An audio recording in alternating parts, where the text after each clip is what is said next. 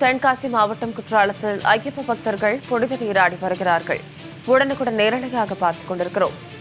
குற்றாலத்தில் புனித நீராடி குற்றாலநாதர் கோவிலில் மாலை அணியும் பக்தர்களை நாம் உடனுக்குடன் நேரடியாக பார்த்து வருகிறோம். தண்ணீர் வரத்து சீரானதால் குற்றாலத்தில் குளிக்க மீண்டும் அனுமதியானது அளிக்கப்பட்டிருக்கிறது. இதனால் ஐயப்ப பக்தர்கள் அங்கே குளித்து கொண்டாடி வருகிறார்கள். தொடர் மழையால் குற்றாலத்தில் தண்ணீர் அதிகரித்த நிலையில் தற்போது சீரான நிலையில் குளிக்க அனுமதியானது அளிக்கப்பட்டிருக்கிறது. மேலும் இது குறித்தான கூடுதல் விவரங்களோடு இணைகிறார் தென்காசியிலிருந்து ரஞ்சித். வணக்கம் ரஞ்சித், இது குறித்தான விரிவான விவரங்களை பதிவிடுங்க.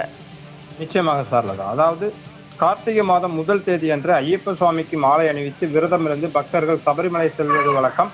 அந்த வகையில் இன்றைய தினம் ஏராளமான பக்தர்கள் தென்காசி மாவட்டம் குற்றாலம் பகுதியில் உள்ள அருவிகளில் புனித நீராடி குற்றாலநாதர் கோவிலில் வைத்து மாலை அணிவித்து தங்களது விரதத்தை தொடங்கி வரும் நிலையில் தற்போது குற்றாலம் பகுதியில் உள்ள அருவிகளானது ஐயப்ப பக்தர்கள் கூட்டத்தால் களைகட்டி வருகிறது. குறிப்பாக நேற்று இரவு தென்காசி மாவட்டத்தின் பல்வேறு பகுதிகளில் பெய்த கனமழையின் காரணமாக குற்றாலம் பகுதியில் உள்ள அருவிகளில் சுற்றுலா பயணிகள் குளிக்க தடையானது விதிக்கப்பட்டிருந்தது. இந்த நிலையில் தற்போது தண்ணீர் வரத்து சீரான நிலையில் குற்றாலம் பகுதியில் உள்ள குற்றாலம் மெயின் அருவி, ஐந்தருவி, பழைய குற்றால அருவி, சிற்றருவி, புலியருவி உள்ளிட்ட அனைத்து அருவிகளிலும் தற்போது சுற்றுலா பயணிகள் குளிக்க அனுமதியானது வழங்கப்பட்டுள்ள நிலையில் ஐயப்ப பக்தர்கள் தற்போது குற்றாலம் பகுதியில் உள்ள அருவிகளில் புனித நீராடி மாலை அணிவித்து தங்களது விரதத்தை தொடங்கி வருவது குறிப்பிடத்தக்கது. சார்லதா. தென்காசியிலிருந்து கூடுதல் தகவல்களை பகிர்ந்தமைக்கு நன்றி ரஞ்சித்.